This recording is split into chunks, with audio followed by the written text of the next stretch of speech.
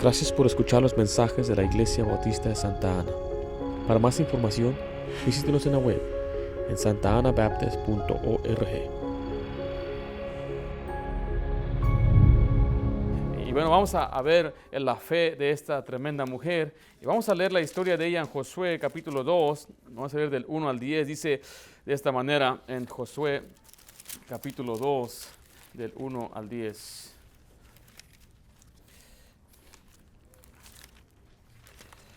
Dice así: Josué, hijo de Nun, envió desde Sittim 2 espías secretamente, diciéndoles: andad, reconocer la tierra y a Jericó. Y ellos fueron y entraron en casa de una ramera que se llamaba Rahab, y posaron allí.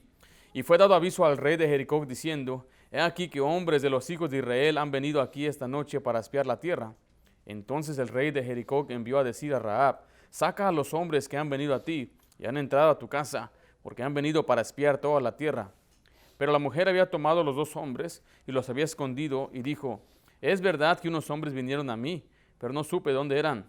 Y cuando se iba a cerrar la puerta, siendo ya de oscuro, esos hombres se salieron y no sé a dónde han ido. Seguidles a prisa y los alcanzaréis.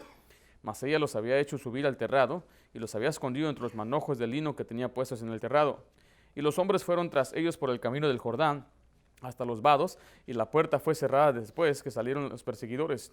Antes que ellos se durmiesen, ella subió al terrado y les dijo: sé que Jehová os ha dado esta tierra, porque el temor de vosotros ha caído sobre nosotros, y todos los moradores del país ya han desmayado por causa de vosotros. Porque hemos oído que Jehová hizo secar las aguas del mar Rojo delante de vosotros cuando saliste de Egipto, y lo que habéis hecho a los 2 reyes de los amorreos que estaban al otro lado del Jordán, a Sahón y a Og, los cuales habéis destruido. Pues vamos aquí en estos pasajes, vamos a ver que Rahab era una mujer pagana, vivía en una ciudad que se llamaba Jericó, era una mujer gentil, cananita, era una ramera. Y bueno, ella aparece en la genealogía de Cristo. O sea, es una mujer que aparece en la línea del nacimiento del Señor Jesucristo. Ahora, ella logró estar en esta genealogía por su fe. Ahora, hay quienes creen que ella logró estar en la genealogía por su integridad o su comportamiento, pero eso no fue así. Note lo que dice Hebreos 11:31. Dice de esta manera, Hebreos 11:31, por la fe, Rahab la ramera no pereció juntamente con los desobedientes, habiendo recibido a los espías en paz. Dice que fue por la fe que ella no pereció. Y así como todo ser humano puede llegar a la familia de Dios, es por medio de la fe. Alguien dijo esto: la verdadera fe no es algo que el hombre puede sujetar, sino es la que sujeta al hombre. La verdadera fe no es algo que el hombre consiente, sino es a lo que uno se somete. Cuando una persona cree, ¿qué nos debemos creer? ¿A qué debemos someter? Es que Cristo murió por nosotros en el caso de nuestra salvación. Ahora, todos nosotros dependemos de otra persona y tenemos que creer o poner nuestra fe en otra persona. Si usted se ha subido a un auto y otra persona está manejando, usted puso su fe en esa persona. Y hoy en día la mayoría de nosotros venimos en nuestros autos y hubo unos que estaban manejando y los otros pusimos nuestra fe en aquella persona que nos iba a llevar. Cuando usted va a un avión, usted pone su fe en que una persona está manejando, un piloto está ahí al frente, y pone su fe en muchas cosas. Y la triste realidad es que muchos no ponen su fe en el Señor Jesucristo. Yo escuché de un hombre que había puesto una cuerda de un lado a otro donde estaba una cascada, y después de poner la cuerda se trepó una bicicleta y empezó a cruzar un lado de la cuerda y regresaba, y la gente empezaba a arrimarse y a ver qué tremendo, y él decía: ¿ustedes creen que lo puedo hacer? Y todos gritaban que sí, y lo hacía una vez. Y decían: ¿creen que puedo regresar? Y todos decían que sí. Después dijo finalmente: ¿quién se quiere subir conmigo? Y después nadie dijo nada. Ahora, hoy en día muchos que dicen que creen en Dios, y esto suena muy bien, pero el solo decirlo no es una fe salvadora. Nosotros los creyentes bautistas no creemos que una oración le salva a usted, es la fe la que nos salva. Dice que ¿cómo invocarán en el cual no han creído? Puede que sea que hay gente que ora y piense que por su oración es salvo, esta persona aún está en sus pecados, pero nosotros cuando depositamos nuestra fe en Jesucristo somos salvos. La fe salvadora es cuando uno deposita su confianza en Jesús, que murió por usted, fue sepultado y resucitó. Y vamos a ver entonces la gran fe de Rahab. En primer lugar vemos la convicción de Rahab. Vemos la convicción de Rahab. Rahab es meramente introducida como una miembro de una tierra perversa e idólatra. Es de Canaán. Y en su pasado y su posición, esto fue lo que le trajo convicción a su corazón, antes de ser salva. O sea que una persona antes de que sea salva tiene que reconocer que es pecadora o que es pecador y que ha cometido un grave pecado y necesita entonces un Salvador. Ahora vamos a ver la convicción de Rahab. Letra, su terrible pasado. Su terrible pasado. La Biblia abiertamente describe a Rahab como una ramera. Note que ese es el título que se le da. Rahab la ramera. Dice Josué 2:1. Josué, hijo de Nun, envió desde Sittim 2 espías secretamente diciéndole: andad a reconocer la tierra y a Jericó. Y ellos fueron y entraron a casa de una, ¿qué dice ahí? Una ramera que se llamaba Rahab y posaron ahí. Mire, Rahab tenía una vida inmoral. Y era el tipo de oficio que ella ejercía. En estos tiempos, tal como en muchos lugares hoy en el mundo, este oficio es considerado algo común, es algo normal. Y bueno, eso nos demuestra que es una decadencia moral, una sociedad que permite este estilo de vida.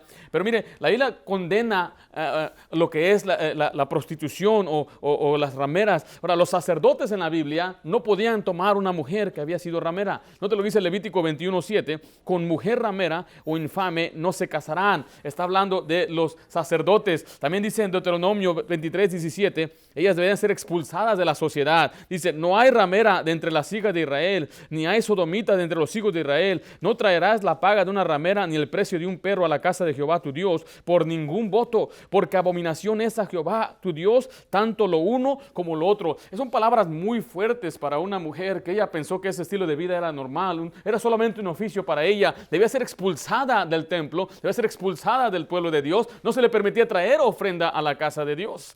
Ahora, esta era la mujer Rahab, este era su oficio, este era su estilo de vida. Note, ella vivía en un lugar inmoral donde la sociedad permitía esta perversión. Era normal, era aceptado.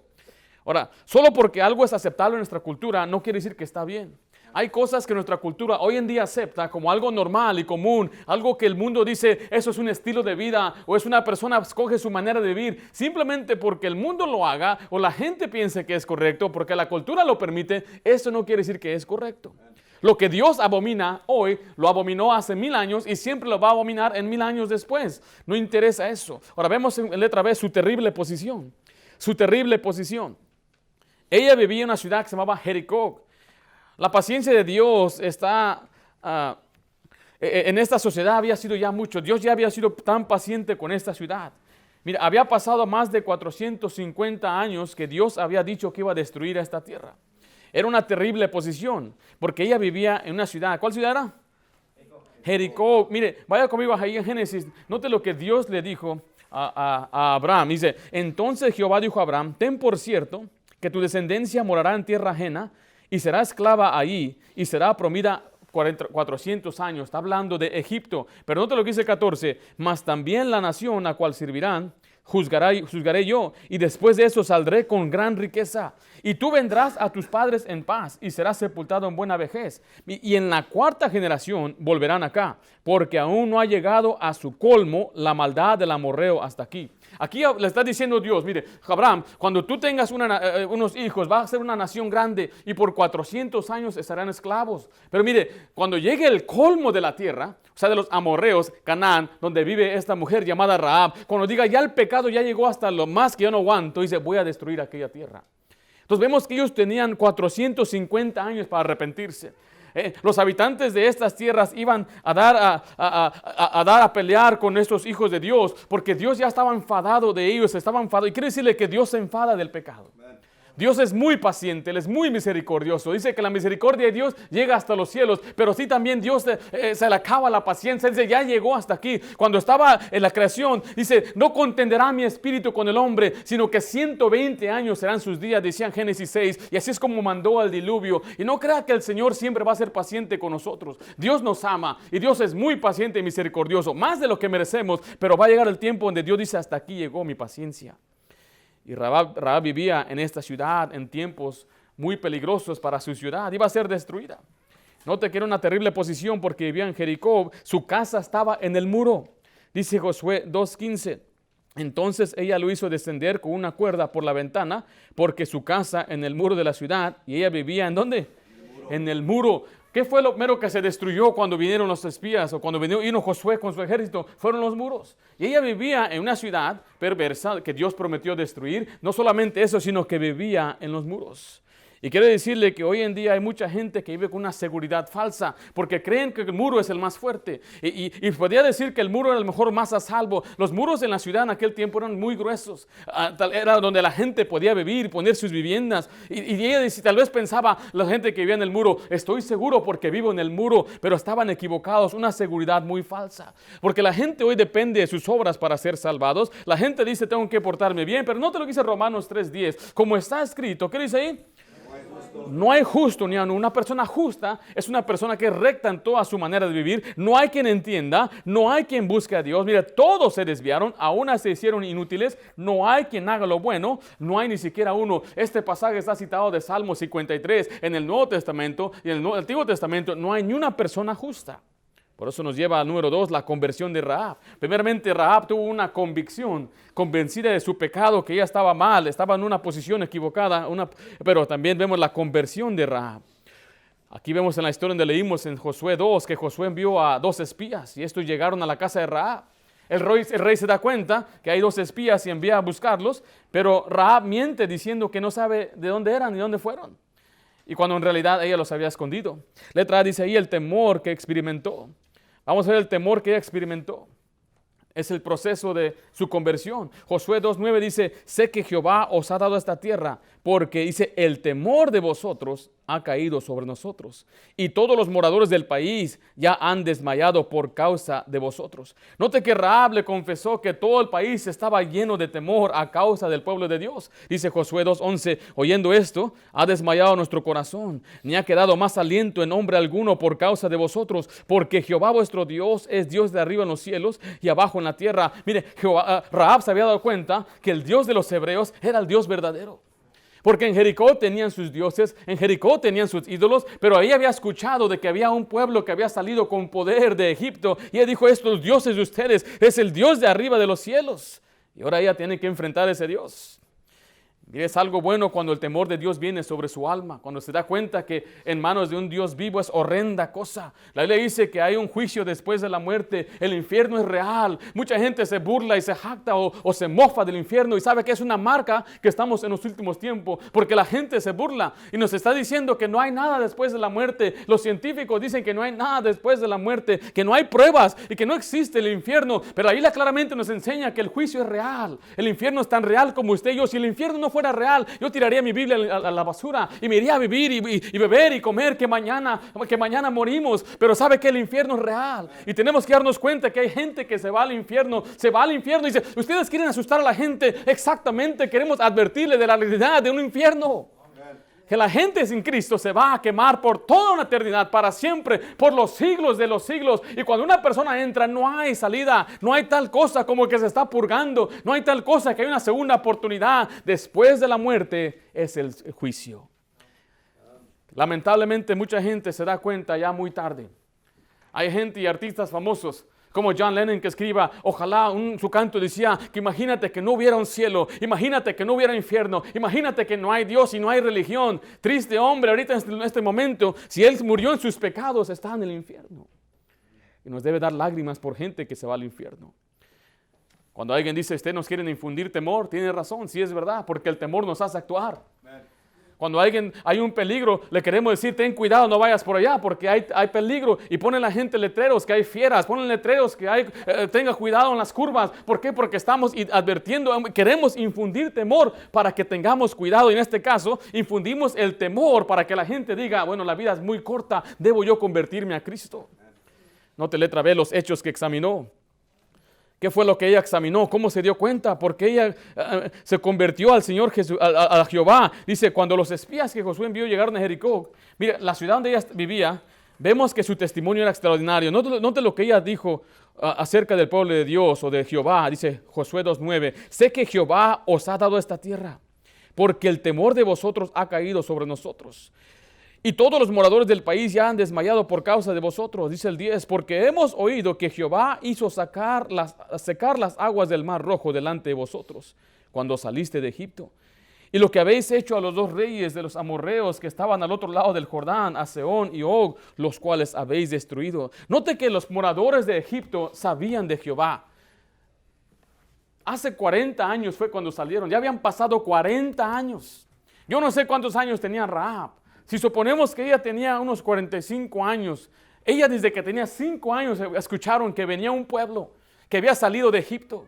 Y cuando era una niña, vinieron la gente a dar noticia. ¿Escuchaste lo que sucedió? Dice, se cuenta que Dios hizo secar el río, el mar rojo se abrió a la mitad. Y se cuenta que en la noche hay un lucero que sigue al pueblo. Y se cuenta que en el día hay una nube que les da sombra. Y escuchaste lo que sucedió. Cae pan del cielo. Y Dios trajo un viento y trajo codornices a este pueblo. Tenle cuidado.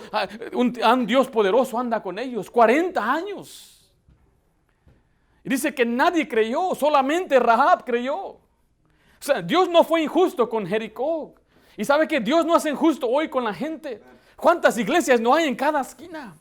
¿Cuánta gente no anda predicando el evangelio? ¿Cuántas Biblias no se venden en todo el mundo? ¿Cuánta gente no publica mensajes de salvación en el internet, en la televisión? Pero aún así la gente es dura de servir, duro en su corazón, no quiere creer.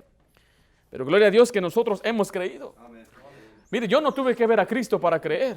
No tuve que ver no lo tuve que ver crucificado ni sepultado. No tuve que tocarlo y palparlo como Tomás para creer. Simplemente el Espíritu Santo nos reveló por medio de su palabra y creímos. Y la Biblia dice que nos prometió vida eterna. Muchos hoy en día están engañados por la paciencia de Dios. Y al rato me arreglo con Dios. Muchos jovencitos dicen, deja vivir mi vida y después regreso a Dios. Deje disfrutar un poco y después me entrego al Señor. Nosotros salimos a evangelizar y a veces la gente nos confunde con otros grupos o no saben en verdad lo que creemos. Y nosotros no venimos a buscar algo de la gente. Queremos llevarle el precioso evangelio, las buenas nuevas de la salvación, que Cristo pagó por todos nuestros pecados. Pero aún la gente dice, no tengo tiempo. No me interesa, no creo en esas cosas. Sí creo que existe un Dios, pero en la escuela me enseñaron el origen de la iglesia y por lo tanto rechazo la iglesia, rechazo la Biblia. Nunca han leído la Biblia ellos, pero ellos sí quieren escuchar a un maestro pagano que nunca leyó la Biblia enseñarle sobre la historia de la religión. Nunca yo pude entender eso. Al día de ayer nos tocó una muchacha que decía que ella estudió la historia de dónde originó la iglesia y la rechazó. Le dije, ¿la estudiaste en el libro de Hechos? No la estudió en la Biblia. Nunca ha leído la Biblia y tienen miedo de leer la Biblia. Una vez una señorita vino a decirnos cosas a mi esposa y a su servidor y le quise mostrar con la Biblia que lo que era la verdad y dice, no quiero ver la Biblia. La Biblia tiene poder para cambiar y mucha gente tiene miedo. No te lo dice ahí Hebreos 9:27, y de la manera que está establecido para los hombres que mueran una sola vez y después de esto, dice la Biblia, el juicio. Dios es paciente y misericordioso. No quiere que nadie perezca, sino quiere que todos vengan al arrepentimiento. Dice ahí 2 Pedro 3:9, el Señor no retarda su promesa, según algunos tienen por tardanza, sino que es paciente para con nosotros, no queriendo que ninguno perezca, sino que todos procedan al arrepentimiento. Dios quiere que todo ser humano se arrepienta, venga al conocimiento de Cristo y se convierta a Él, que crean en Él como su Salvador. ¿Usted cree que Dios hubiera salvado al gobernador de Jericó? ¿Usted cree que Dios hubiera salvado al ciudadano promedio del Jericó? ¿Usted cree que si ellos tuvieran la fe como Rahab, Dios hubiera salvado a esta ciudad de Jericó? Él hubiera salvado no solamente a Jericó, también a la ciudad de Ai, iba a salvar a los amorreos, íbamos a salvar a todos, pero no tenían fe, no creyeron. Nos lleva a letra C, la fe que ejercitó. La fe que ejercitó después de haber creído.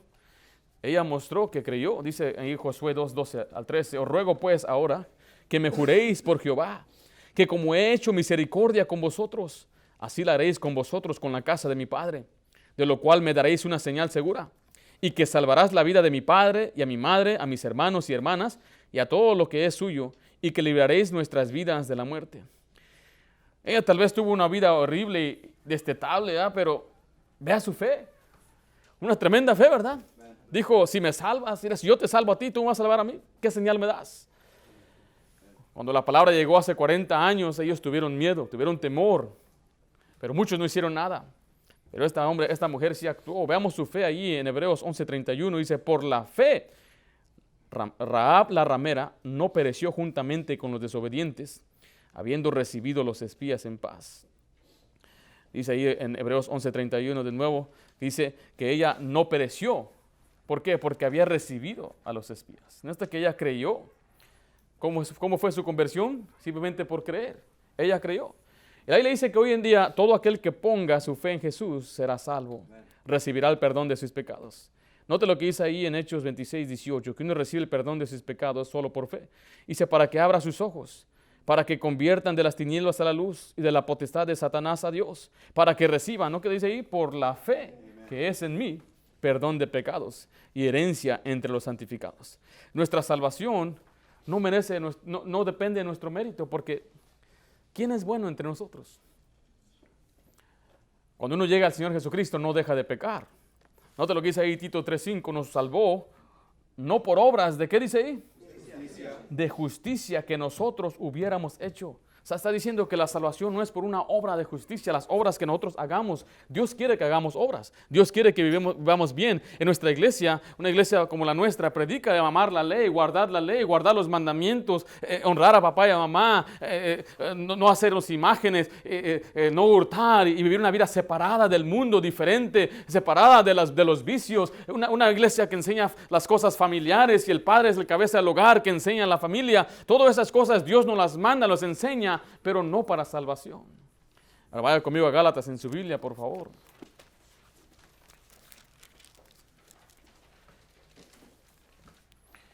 Hay una maldición para los que dependen de sus obras. Dicen, nos salvó no por obras de justicia. Pero vea lo que dice Gálatas 3:10. Porque todos los que dependen de las obras de la ley están bajo maldición. Pues escrito está, maldito. Es una palabra muy fuerte. La palabra maldito es condenado al infierno. Maldito todo aquel que no permaneciere en todas las cosas escritas en el libro de la ley para hacerlas. O sea, maldito el que depende y maldito el que no las haga. Entonces está duro eso. Entonces, ¿cuál es la respuesta? El 11 dice, y que por la ley ninguno se justifica o es declarado justo delante de Dios. Para con Dios es evidente porque el justo por la fe vivirá. Y la ley no es de fe, sino que dice, el que hiciera estas cosas vivirá por ellas. Pero el 13 nos da la respuesta, Cristo nos redimió de la maldición de la ley, hecho por nosotros maldición, porque está escrito, maldito todo el que es colgado en un madero, para que en Cristo Jesús la bendición de Abraham alcanzase a los gentiles, a fin de que por la fe recibiésemos la promesa del Espíritu. Una y otra vez la Biblia nos enseña claramente que es una maldición. Nadie por su propio mérito podrá salvarse. Si una persona dice, yo tengo que portarme bien para ser salvo, yo le digo con todo respeto, no podemos, yo trato, no puedo, tenemos la carne en nosotros, no podemos, necesitamos a Cristo. La Biblia dice que Él lo pagó todo, dice Efesios 2, volviendo a la hoja, Efesios 2:8, porque por gracia sois salvos por medio de la fe. La palabra gracia es el favor inmerecido de Dios, lo que Dios hizo por nosotros. Somos salvos, dice, por medio de la fe. Y esto no de vosotros. Esto no está en su mérito, en su trabajo, en su esfuerzo. ¿Por qué? Dice, pues es don de Dios. ¿Qué es un don? Un don es un regalo. A todos nos gustan los regalos, especialmente a los niños. Yo sé que también cuando viene un aniversario, las mujeres que gustaría un regalito. ¿No me compraste algo? Queremos un regalito. Pero un regalo es algo que se da sin esperar nada a cambio. Imagínese que usted haga una fiesta, o le haga una fiesta a usted más bien de cumpleaños, y viene familia, amigos, y le traen regalos, pero después le piden que le dé algo a cambio. Todos. Aquí está mi regalo, pero dame la mitad. No, ¿por qué pasó, primo? Es mi cumpleaños. El regalo se da sin esperar. No, pero este me salió caro. Y tienes que ayudarme para pagar tu regalo. Y dice, pues ya no es regalo. Un regalo es algo que se da sin esperar absolutamente a cambio. Dice que es un don de Dios. Por ese regalo, según la Biblia en Juan 6:23, dice, porque la paga del pecado es muerte, mas la dádiva, el regalo de Dios, el don de Dios es vida eterna. Es algo que Dios nos da sin esperar nada a cambio. No te lo dice el versículo 9, no por obras para que nadie se gloríe. Nadie se va a gloriar delante de Dios, dice la Biblia. Es más, Dios no comparte su gloria con nadie. Y si una persona está dependiendo de las obras de la ley para ser salvo, se tiene de qué gloriarse. ¿Se va a gloriar delante de Dios? No, es imposible. Nadie en verdad se va a poder gloriar delante de Dios. Entonces fue por la fe que ella logró hacer parte de esta genealogía de Cristo. Esto nos lleva a la letra número 3, la confianza de Rahab. La confianza de Rahab. El tiempo había llegado, se escuchaban el sonido de los cuernos porque ya llegaba el ejército de Josué. y estaban ellos dando vueltas alrededor del muro, una vez cada día, y al séptimo día 7 veces, un total de 13 veces. Imagino como ella tenía su casa junto al muro y había descolgado a los espías por la ventana, ellos se podían asomar por la ventana y ahí podían ver el tremendo ejército del Señor. Ahí cargando el arca del pacto, ahí tenían ellos sus trompetas. Imagínense esta escena, toda la gente desde los muros observando hacia abajo, viendo a un tremendo ejército con temor y temblor. Sabían que el Señor ya les había entregado a esa ciudad. Pero ahí estaba Rahab mirando, observando, ya viene el tiempo para que salgamos de ahí. Dice ahí Josué 2, 18 al 20, he aquí cuando nosotros entremos a la tierra, tú atarás este cordón de grana a la ventana por la cual nos descolgaste, y reunirás en esta casa a tu padre y a tu madre, a tus hermanos y a toda la familia de tu padre. Cualquiera que saliere fuera de las puertas de tu casa, su sangre será sobre su cabeza, y nosotros sin culpa. Mas cualquiera que estuviere en casa contigo, su sangre será sobre nuestra cabeza, si mano lo tocare. Si tú denunciares nuestro asunto, nosotros quedaremos libres de tu juramento con que nos has juramentado. Su respuesta, el versículo 21 dice, ella respondió, sea así como habíais dicho. Luego los despidió y fueron, y ella ató el cordón de la grana a la ventana. ¿Cuándo ató el cordón? ¿Inmediatamente? ¿O dijo, mañana lo ato? No, ¿verdad que no? Digo, cuando vean los soldados lo voy a atar. No, dice que inmediatamente lo ató. Entonces vemos que ella no esperó ni un solo día. Ella tuvo la fe, la confianza de tomar la decisión inmediatamente. Y toda persona, cuando cree en el Señor Jesucristo, inmediatamente debe poner su confianza en Él. Uno, cuando confía, también inmediatamente recibe vida eterna. Dice 1 de Juan 5, 11 al 13. Y este es el testimonio que Dios nos ha dado vida eterna. ¿Y esta vida está en quién? Nota que dice, es el testimonio. Si usted lee el versículo 10, nos habla del testimonio de Dios. Lo que Dios dice es más importante que lo que la gente dice, lo que a veces algunos grupos religiosos podrán decir, una religión tradicional, lo que tenga muchos años. Lo que Dios dice es más importante. Es más, yo puedo equivocarme, lo que Dios dice es más importante. Y dice, y este es el testimonio, que Dios nos ha dado vida eterna, y esta vida está en su Hijo. Mire, el que tiene al Hijo, tiene la vida. El que no tiene al Hijo de Dios, no tiene la vida. Estas cosas os he escrito a vosotros, que creéis en el nombre del Hijo de Dios. Mire, para que sepáis que tenéis vida eterna y para que creáis en el nombre del Hijo de Dios. Ahí le dice que hay dos tipos de personas, los que tienen al Hijo y los que no tienen al Hijo. El que tiene al Hijo es el que cree en el Hijo. Si usted cree en el Hijo, usted tiene al Hijo. Y si tiene al Hijo, tiene vida eterna. Entonces podemos decir, según la Escritura, si usted cree en Jesucristo, ¿qué es lo que Dios le ha dado? No te lo dice Juan, 1 de Juan 2, por favor, 1 de Juan 2:25.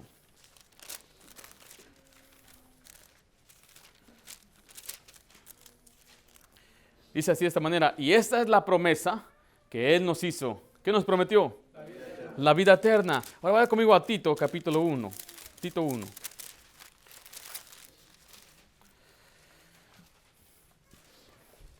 Dice el versículo 2. En la esperanza de, ¿qué dice ahí? De la vida eterna, la cual Dios, que no miente o no puede mentir, prometió desde antes del principio de los siglos. Vemos una y otra vez que la vida eterna es una promesa que Dios nos da. Y vimos ahí en 1 de Juan 5, y podemos ver en Romanos, podemos ir a Gálatas, podemos ir al libro de Juan, que la promesa o la vida eterna depende de nuestra confianza en Jesucristo. Vaya conmigo a Juan, capítulo 21, creo que es 20 o 21. Va a ser el 20.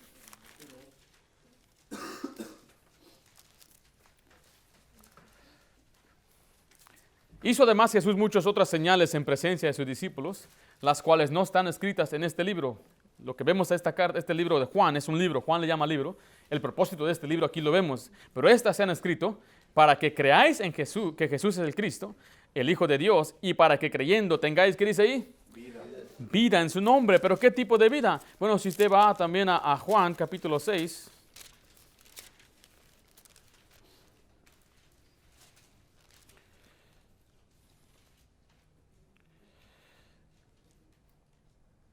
Dice el versículo 40, y esa es la voluntad del que me ha enviado.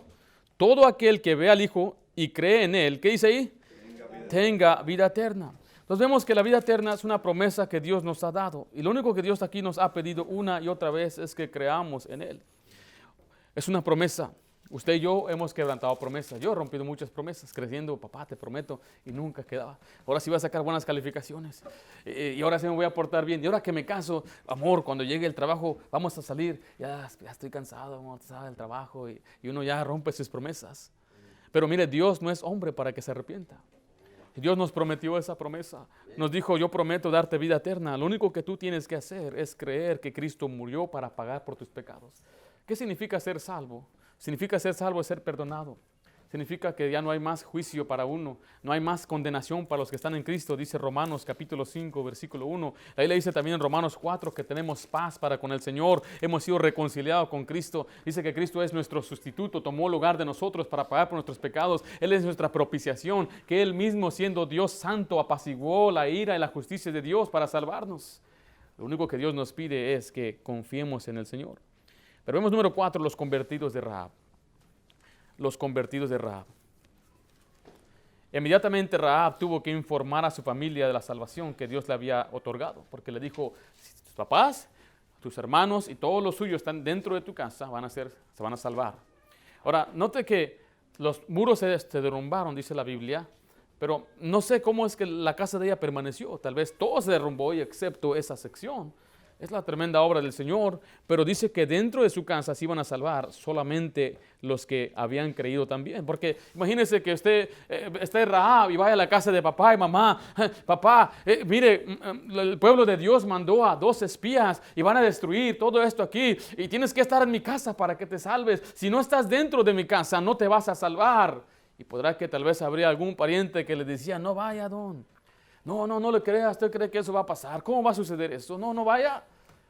Pero veamos lo que dice Josué 6, versículo 23. Dice, y los espías entraron y sacaron a Rahab, a su padre, a su madre, a sus hermanos y a todo lo que era suyo. Y también sacaron a toda su parentela. No sabemos cuántos eran, pero imagino que llenó todo el cuarto ahí. Todos primos, no sé, algunos cuñados. A lo mejor un cuñado por ahí no invitó. Tal vez una suegra por ahí no la dejó por ahí. Dice que metió a todo lo suyo. Dice, el versículo 24, y consumieron con fuego la ciudad y todo lo que en ella había. Solamente pusieron en el tesoro de la casa de Jehová la plata y el oro y los utensilios de bronce y de hierro. Mas Josué, mire, salvó la vida de Rahab, la ramera, y la casa de su padre, y todo lo que ella tenía. Y habitó ella entre los israelitas hasta hoy, por cuanto escondió los mensajeros que Josué había enviado a reconocer Israel. Mire, cuán importante es que usted y yo le hablemos a nuestros familiares de Cristo. Tal vez esto pueda ser riesgoso. Hay parientes que no quieren nada con el Señor, perdamos una amistad, una comunión. Pero mira, a causa de la realidad del infierno, vale la pena arriesgarlo todo. Vaya conmigo a Hechos capítulo 16. Hechos 16.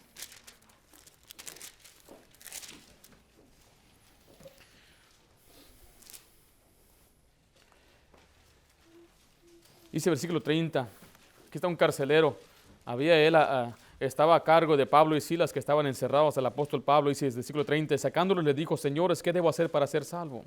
Es una buena pregunta. Ellos dijeron, cree en el Señor Jesucristo y serás salvo tú y tu casa. Y le hablaron la palabra del Señor a él y a quiénes más. Y a todos los que estaban en su casa. Vaya conmigo a Hechos capítulo 10. Aquí hay un hombre llamado Cornelio, recibe una visión que mande a traer a Pedro porque Pedro le va a traer palabra de Dios. Note lo que dice ahí en el versículo, vamos a ver,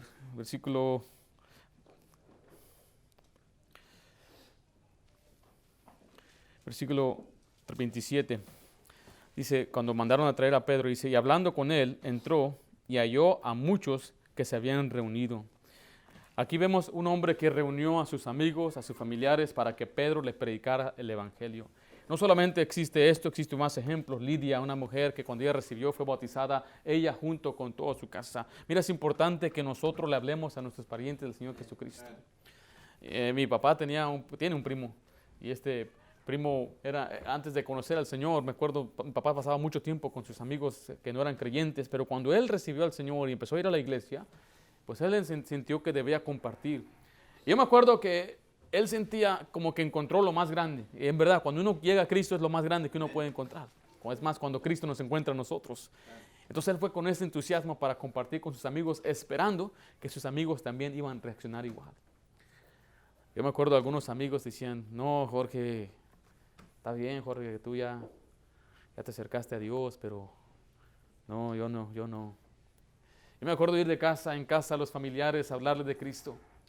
Finalmente, unos años después, un primo de mi papá, el que les digo, llegó ahí a la casa con nosotros.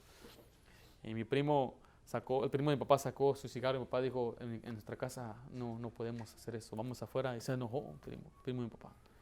Y afuera, papá cuenta que le dijo, ¿sabes por qué tu mamá y mi mamá se llevaron bien? Porque nunca hablaron de religión. Dice, ¿y sabes qué, primo? De aquí adelante ya no tienes primo. Se fue. Obviamente mi papá se sintió feo, se sintió mal porque su pariente rechazó al Señor Jesucristo primeramente y después lo rechazó a él. Y bueno, le voy a decir décadas después, muchos años después, en la iglesia apareció un hombre, un hombre que tenía un parecido al lado de una mujer y tenían 2 hijos. Y era el primo. Andaba el primo en la iglesia de mi papá, él vive allá en norte de California. Y después del servicio le dice, primo, encontré al Señor, me casé en la iglesia, aquí está mi esposa, te presento a mi esposa y a mis hijos, yo sirvo en la iglesia. Y andábamos muy alegres. Y mi papá dice, ¿qué pasó, primo? Primo, es que tú me dejaste una semilla plantada en mi corazón. Y a veces pensamos que sí, que nos rechace por 5 años, que no nos hable por 10 años, mire, que no nos hable por 90 años, pero que sea salvo al final. Un pastor que nosotros también respetamos, él era un pandillero y dice que una vez llegó a su casa apuñalado como 7 veces en el pecho y su mamá lo atendió y le ayudó. Y su mamá le decía, ay, mijo, ya apártate de las pandillas, ya no andes en esas cosas. Y bueno, nada funcionaba, ande de drogas, haciendo cosas que no. Pero un día llegó el Señor y llegó a su mamá y le dijo, mamá, ya no soy pandillero, mamá, ya no ando en cosas, encontré al Cristo. Le dijo a su mamá, te prefiero muerto, que seas un aleluya. ¡Wow! Se fue con un dolor de corazón, fue a preparar el ministerio, se casó, fue pastor, por muchos años andaba predicando y haciendo conferencias en su iglesia y haciendo un impacto tremendo, en verdad, una iglesia que Dios usó. Pero su mamá muy lejos no quería nada con él, hasta que un día ella llegó a la iglesia y se convirtió al Señor. Pasaron más de 30 años. ¿Por qué? Porque es necesario que nosotros le hablemos de Cristo, pero que nos paremos firmes. Dios va a bendecir nuestra fe. Y yo sé que duele, pero Jesucristo mismo dijo, ¿quién es mi madre? ¿Y quiénes son mis hermanos? Los que hacen la voluntad de Dios. Por eso la Biblia nos llama una familia en la fe a nosotros. Por lo tanto, debemos orar por nuestros parientes, por nuestros seres queridos, para que ellos también lleguen al conocimiento de Jesucristo. Pero es importante que usted mismo les pueda compartir el Evangelio. Si usted dice, yo no puedo, entonces ore al Señor que le envíe a alguien. Note que cuando Rahab creyó, ya fue puesta en las filas del pueblo de Dios, se casó con un hombre llamado Salmón, y en tiempo llegó a ser madre de un hombre que se llamaba Booz. Booz fue, después ella fue la abuela de un hombre llamado Isaí, y Isaí tuvo un hijo llamado David. Ella fue la bisabuela del rey David, y para siempre está marcada en la Biblia como Rahab la ramera, que llegó a ser parte del pueblo de Dios por su grande fe. Vamos a hacer una oración.